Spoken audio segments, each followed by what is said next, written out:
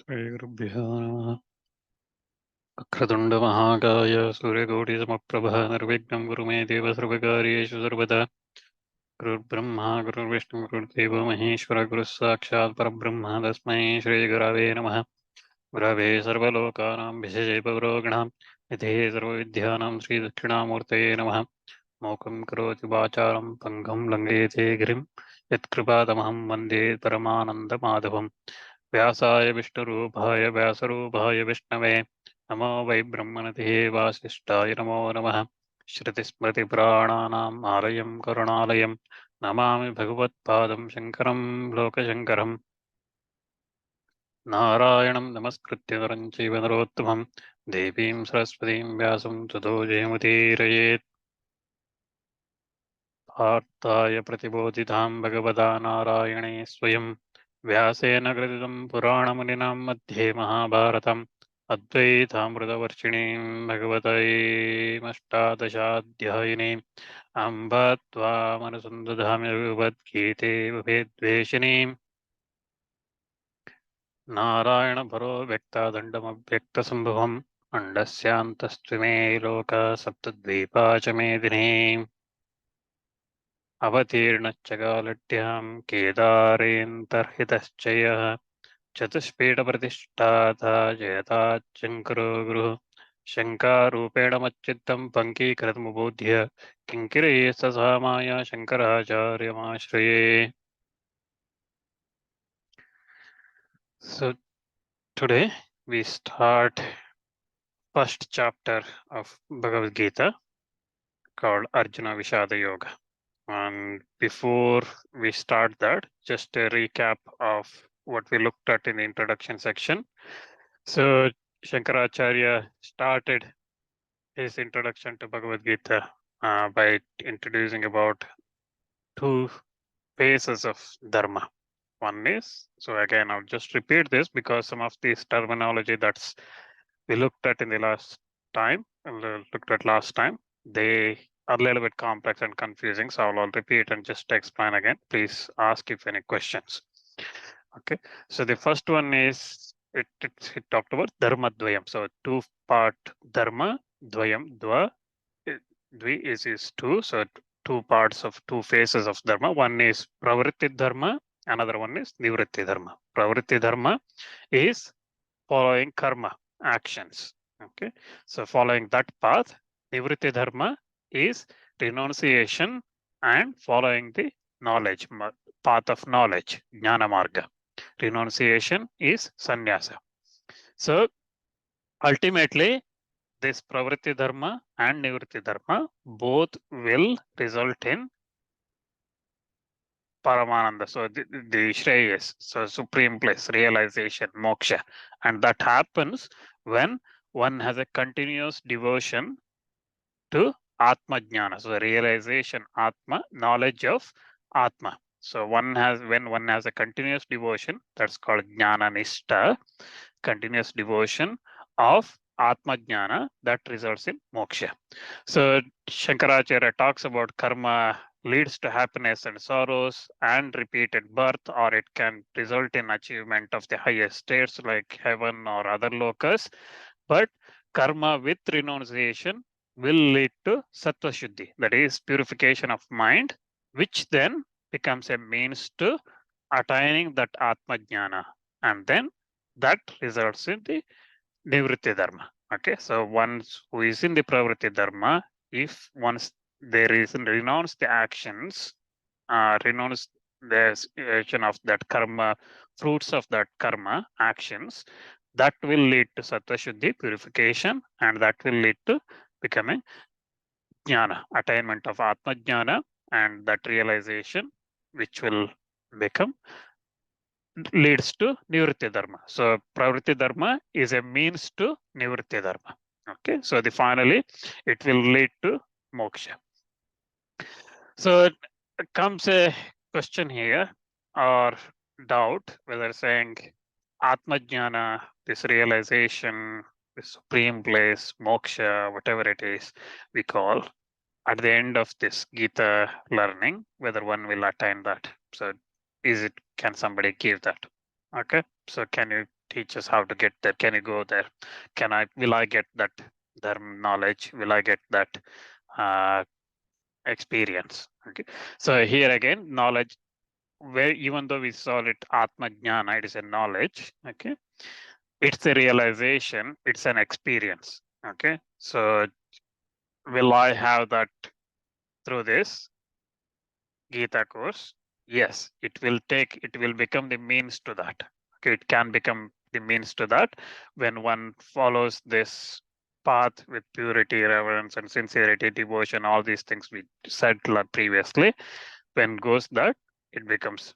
But it's very difficult to understand Bhagavad Gita, and that's why we are using Shankaracharya Bhashya, and Shankaracharya Bhashya gives us that extra explanation, because Gita, if you look at one shloka to another shloka, why the topic changed, it's very difficult to understand. On the other hand, Bhagavad Gita's Bhashya by Shankaracharya explains that why Krishna said this previously and now why he's saying like this.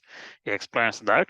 But again, ultimately, Atma Jnana, realization, all this is an experience. So any of these things we look at, Atma Jnana is not something that one can easily say that, okay, here is the knowledge and I'll teach you this and you will have Atma Jnana at the end of this. It's an experience. It is what the teaching or anything, any learning will do is give that experience, give that knowledge of how to reach that experience. Say, for example, if someone says,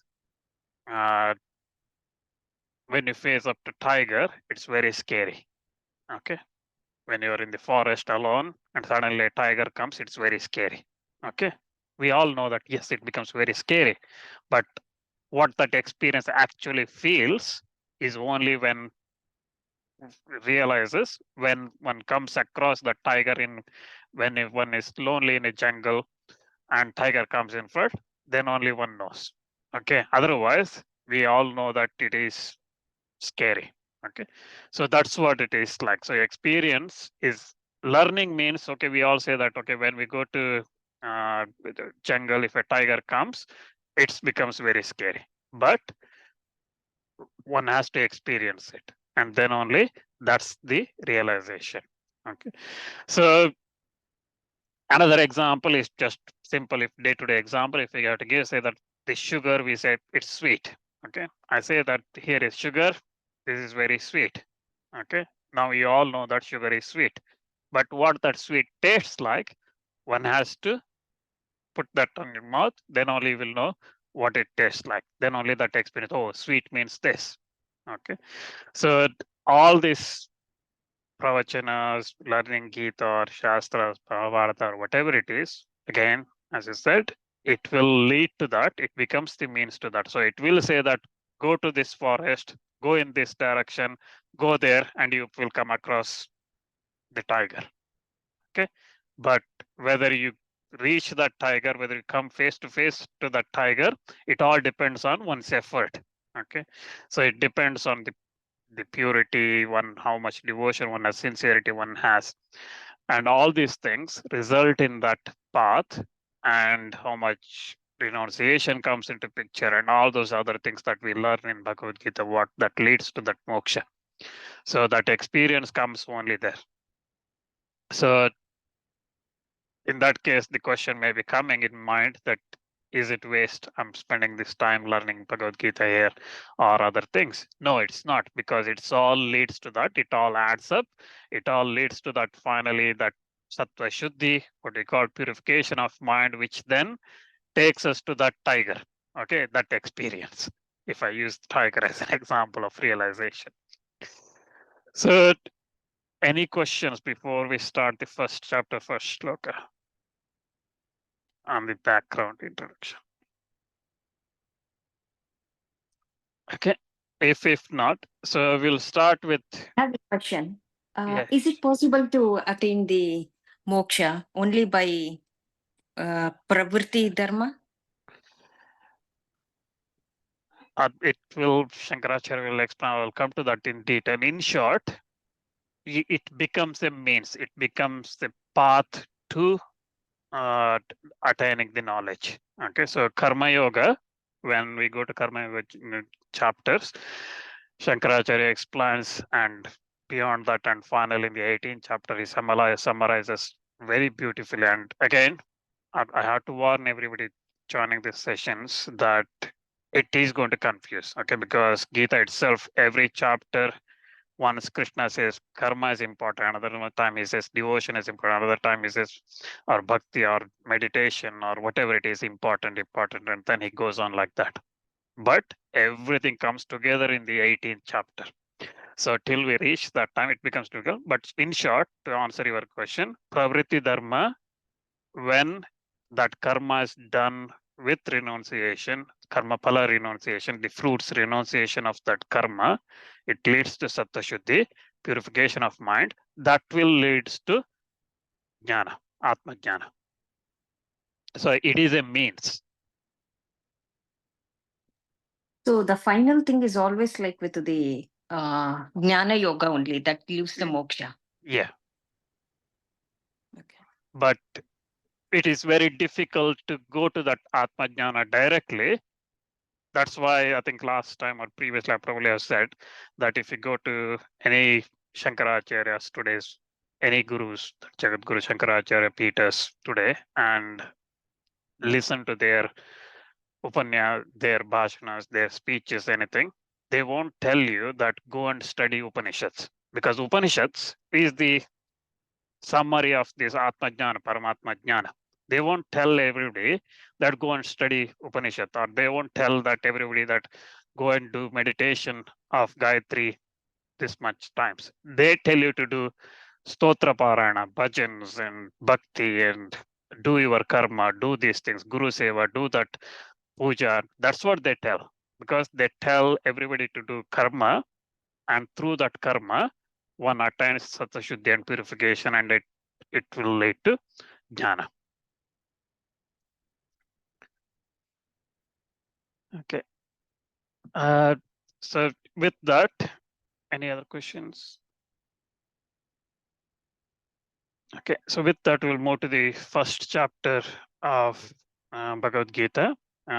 Here it starts with first chapter is called Arjuna Vishada Yoga. In terms of Shankaracharya's Bhashya, Bhashya starts only in second chapter, 11th Shloka onwards. So there is no Bhashya commentary from Shankaracharya for the first chapter, entire chapter, and first 10 shlokas of second chapter, because there are different explanations, but in general, Shankaracharya's Bhashya focuses on the Tattva. So that is the Atma Jnana and realization, and that's where it focuses. The first chapter and the second chapter beginning focuses mainly on the build up to that, Arjuna's situation or the war situation and things like that. It starts with that, and that's why Shankaracharya summarizes at the beginning of the 11th shloka. He summarizes all this and where we are, but he doesn't give a detailed shloka by shloka commentary. So what I'm going to do is I'm going to use, instead of Shankaracharya for the first chapter and the first 10 shlokas of the second chapter, I'm going to use Sri Madhusudana Saraswati is Bhashya. And Madhusudana Saraswati, he wrote Bhashya. I think his Bhashya is considered one of the best since Shankaracharya's Bhashya. So I will use his Bhashya to explain a little bit more on the first shlokas. These are not from a Dharma Shastra point of view. These shlokas are still important. They tell us still a lot of things. But Shankaracharya starts from later on summarizing these shlokas. So we will go to Shankara Bhashya in the second chapter. So the first chapter in Bhagavad Gita is called Arjuna Vishada Yoga. Vishada means dejection, despondency, dismay, despair, laziness. Okay, you could call it, it has all these meanings. Vishada. Yoga, again, if you look at Sanskrit dictionary, you will get a lot of different meanings for yoga. It could mean performance, it could mean remedy or curing, or it could mean undertaking something, or it could mean connection to something, or acquisition, or gain, or succession, and things like that. When you go to Shankara Bhashya, Acharya explains yoga is acquiring something. Okay, when there is a word yoga kshema, in that he explains that yoga is acquiring, kshema is keeping it, maintaining it, whatever you are acquired, and maintaining that. So yoga has very different meanings, but when we talk about here, chapter titles, yoga is here Arjuna Vishada Yoga is yoga means sadhana. It is directing towards a goal, it is guiding, it's a path towards that Sukriti or Bhagya. And Vishada is dejection, despondency, or even you could call laziness. And it's kind of grief, it's kind of illness, mental illness. Okay. So now, why would somebody is mental illness, which I call as a roga, okay, Sanskrit word, illness, roga. So roga becomes a yoga. So that's the question here to start with. Why Vishada is called as a yoga. So why despondency, dismay, dejection, sorrow, grief is considered as a yoga. So here in probably Vidwan Ganesh, but explains this in very nicely. I'm just going to quote a couple of things he has said in explaining why Vishada is considered as a yoga. He says that when someone qualified, someone good, someone of good conduct, character, and who's followed all the good things, when such a person indulges in or experiences this dejection, it's because they are looking for that something beyond normal life, beyond this worldly, this samsara. So they are not looking for, I want this wealth or this house or this something. They are looking for beyond that. So that's why it's a yoga. They are not looking for some material things. They are looking for that Paramatma. They are looking for that. And that's why Vishada is considered. And he quotes some examples. Say, for example, Parikshita, we learned in Mahabharata Adi Parva, right? So Parikshita was he insulted when he went on a hunting trip. He insulted Shamika by throwing a dead snake on around Rishi Shamika's neck because he was very thirsty. He asked Shamika for water. Shamika was meditating. He did not realize Parikshita coming there. Parikshita threw a dead snake around his neck and went back to his palace. Shamika's son, Shringi, looked at this. After coming to ashrama, he saw his father still meditating, but a neck around his snake around his neck. He curses that Parikshita will die through a snake bite, snake poison in 7 days. So then Shamika informs Parikshita about this, and immediately Parikshita realizes his mistakes and he starts his Vishada.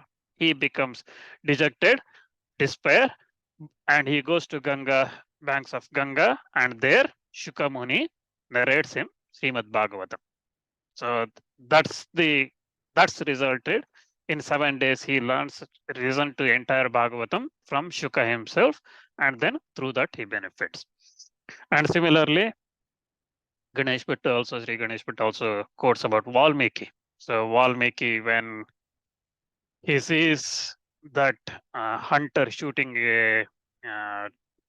birds, he recites this shloka, right?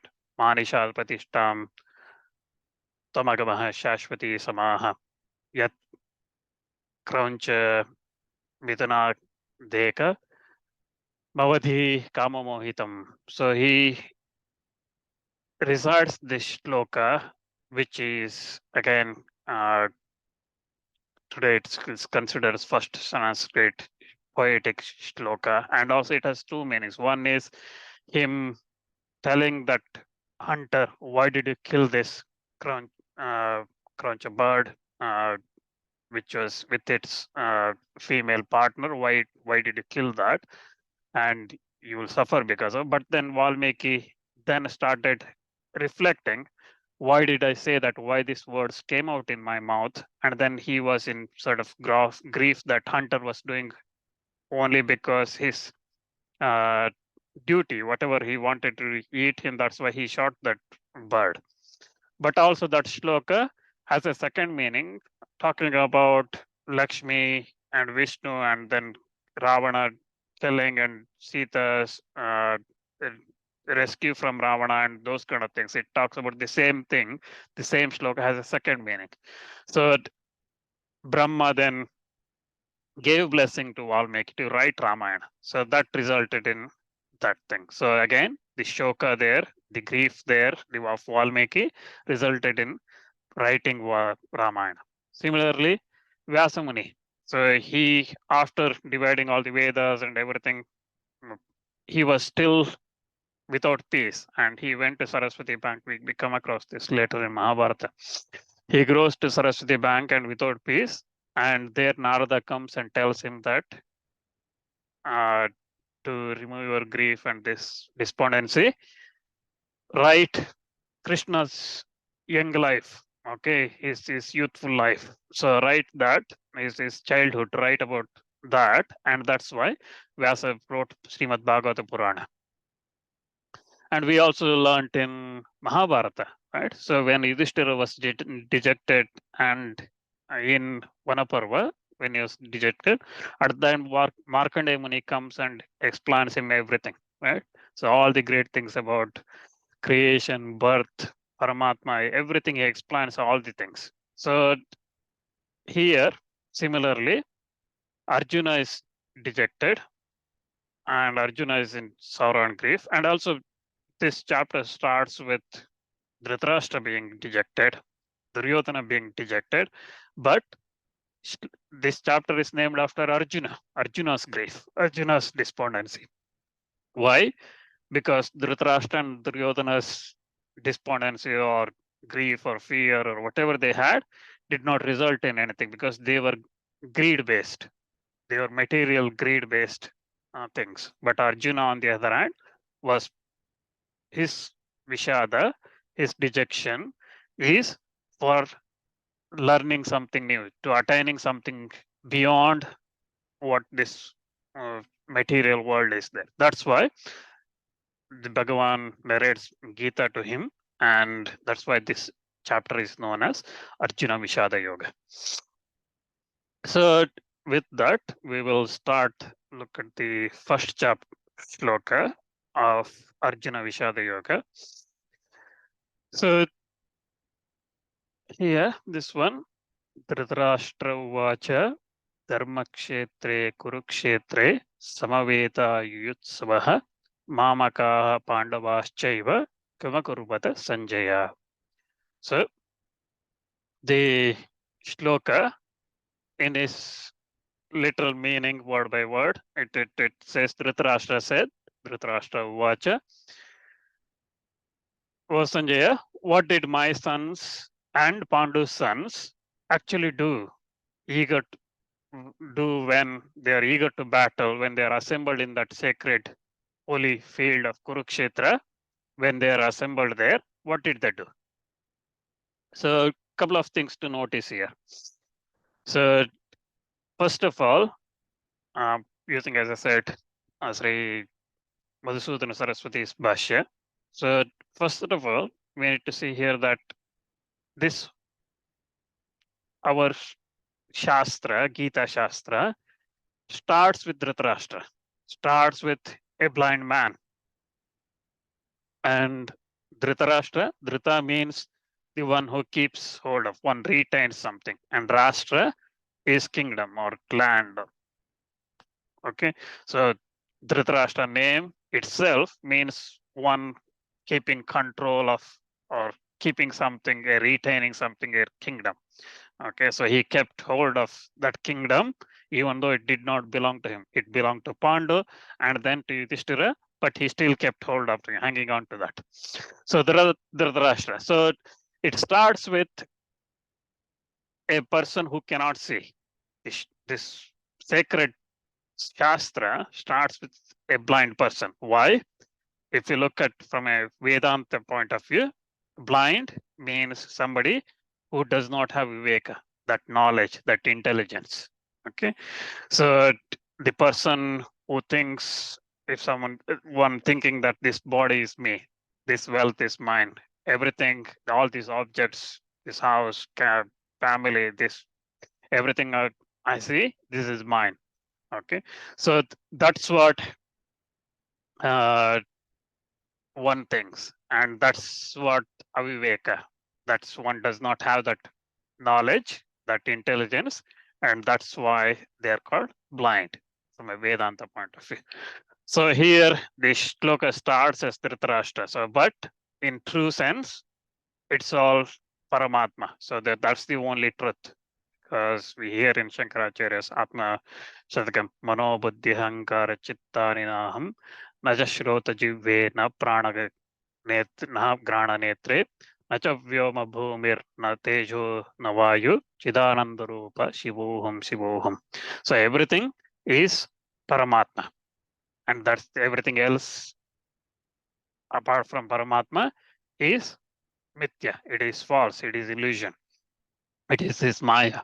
So here Dhritarashtra, that's why when Vyasa put this first shloka as part of Bhagavad Gita, a chapter, he is saying all the Bhagavad Gita followers, Gita Shastra followers, that do not start this with your closed eyes, closed mind. Think about this as it look from your inner self, then only you will get the meaning. And that's what he's saying. So now let's look at the little bit more in detail on this meaning. So Dhritarashtra here again, Sanjaya starts narrating the course of the war. So he's narrating, I think I said, not sure if I said this previously.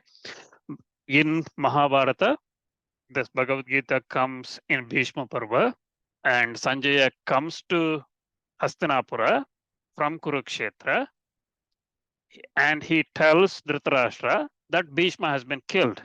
Bhishma has been killed. Okay, actually, Bhishma is technically not dead, but he is almost dead. He is in that arrow's bed created by Arjuna. Okay, Arjuna and Shikandi.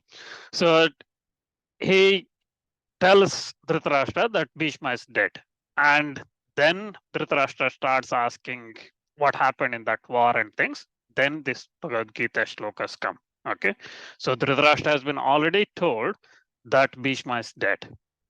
Okay, so here Sanjay is narrating that course of that war.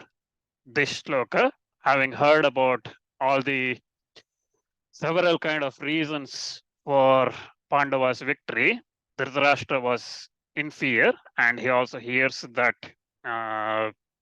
Bhishma has been killed. Bhishma has, Arjuna put Bhishma in his arrow's bed, and that time he asks Dhritarashtra, thinking about his children, doubting whether they will win or not. He asks here, though they were previously very eager to battle, Yutsava means eager to battle, whether they are eager to battle, entertained in the desiring of fighting this kingdom.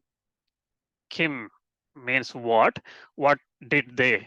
What did my sons? Mamaka means my sons, Duryodhana and others. What did they? Cha means and. What did Duryodhana, that's my sons, and Pandava, Pandu's sons, Yudhishthira and others, Akarvatha, do. What did they do? So he asks, saying that when all these people who were very eager to battle, very entertained in desire of fighting this battle, what my sons, Duryodhana and others, and also Pandu's sons, what did they do? When they all assembled, Samaveta means assembled, Kurukshetra. Previously, on that Kurukshetra, when they all assembled, what did they do? This is kind of weird question because all of them went to battlefield, and Dhritarashtra here asking, what did they do? It is as if somebody went for a dinner and then asking, what did they do? Okay, so it is they went for a battle, war, and he's asking, what did it do, my sons and they, what did they do? Or he's also trying to see whether there was any chance that something else happened apart from battle. Okay, so here couple of words to look at. One is it talks about Dharmakshetre. Okay, so it says Kurukshetre as Dharmakshetre, that sacred field, that holy field. So why Kurukshetra is holy field? We know from Mahabharata, from the very early in the Adik Parva itself, at the very beginning of Mahabharata, Suta Mahamuni narrates that Parashurama, after killing all the Kshatriyas, from that blood, Kshatriya's blood, created 5 lakes in Kurukshetra. And it resulted in 5 lakes called Samanta Panchaka.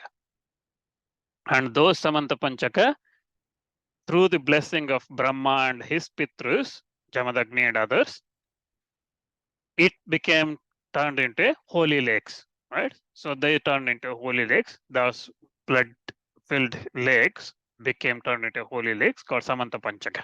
And it's always been a sacred place. And also we see in all the other Dharma Shastras, many other Dharma Shastras, Smritis and others, for example, Javala Upanishad talks about Kurukshetram Devanam, Devayajanam, Sarvesham Bhutanam, Brahma Sadanam. So that means it says that that which is known as Kurukshetra is a place of sacrifice to the gods and by the people of divine dispositions, and it is an adobe of Brahma himself for all the creatures. So that Kurukshetra is the sacrificial place, and that's where all the sacrifices are done. That's where Brahman one attains moksha. So for all these, it's a place for giving moksha to all the creatures. And also in Shatapada Brahmana, for example, it says the Kurukshetram by Devayajanam. So that means Kurukshetra is a place of sacrifices for Devatas.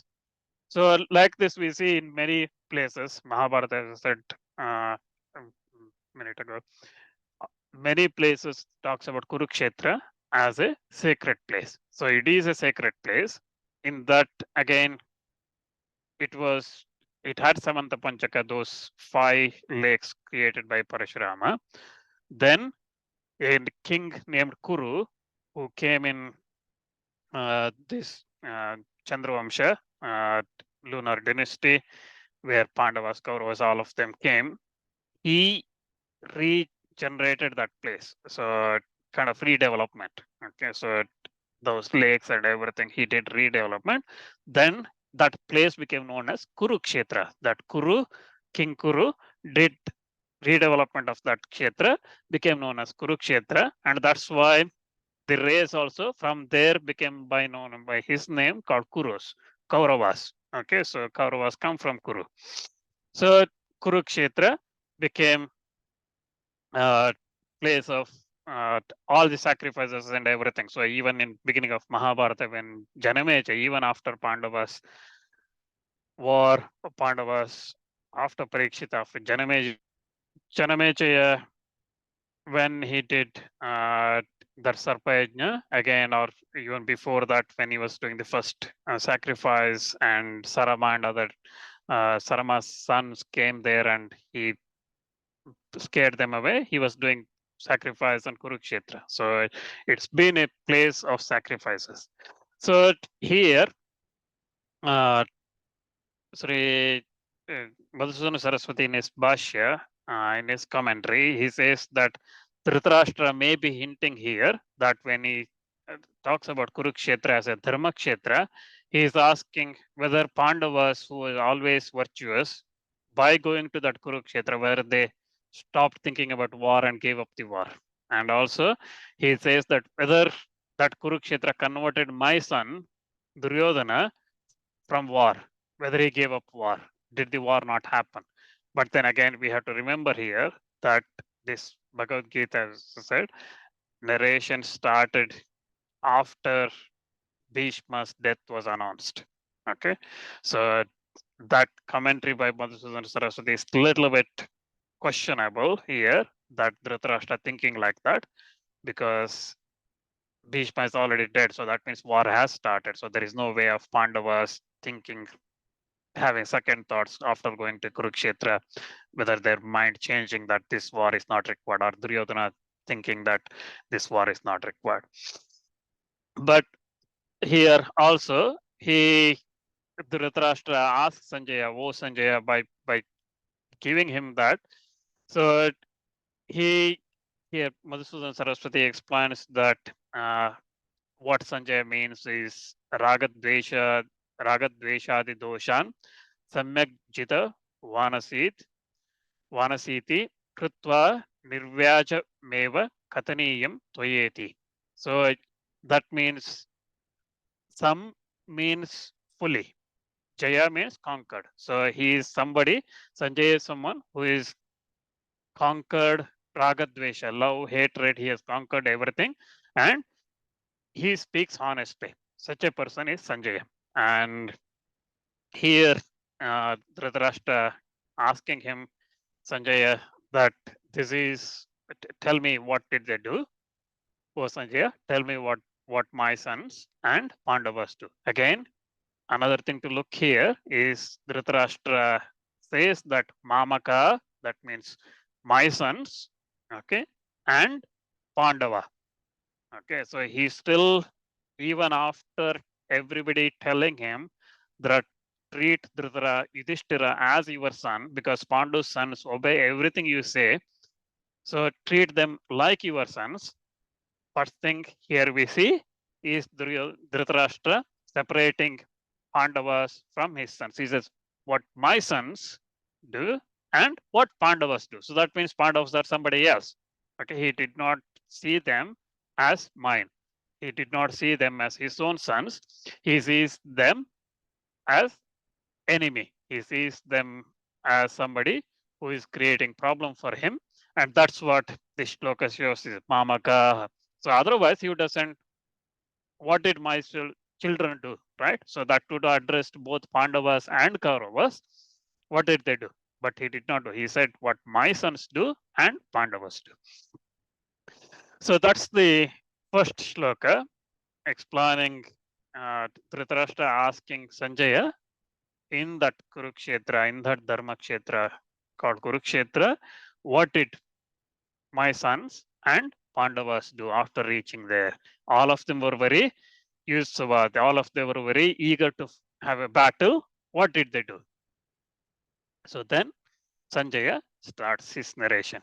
So the second shloka says that Sanjaya uvacha drishtva tu pandavanekam vyudam duryodhanastada acharyam upasangamya raja vachanam abravit. So Sanjaya said, the word by meaning, Sanjaya said, then seeing the army of Pandavas in the battle array, King Duryodhana approached Drona and said these words. So Sanjaya says here that Duryodhana went to see Duryodhana went to Drona, his teacher, and said these words. So what did he say? So again, what I